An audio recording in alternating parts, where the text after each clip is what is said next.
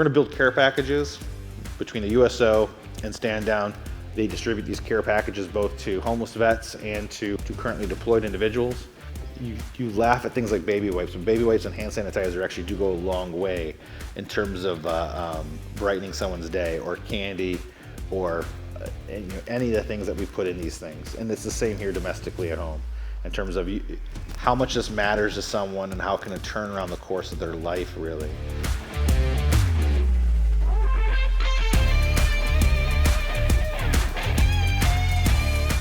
Hi there, my name is Tom from Impact for Good, and I'm here with Elbit America here in Dallas, making a huge difference. 595 brand new hygiene kits that'll be donated to the USO of Dallas-Fort Worth. So here we are making an impact and making sure that our veterans and military personnel are taken care of. Thanks for making a difference today.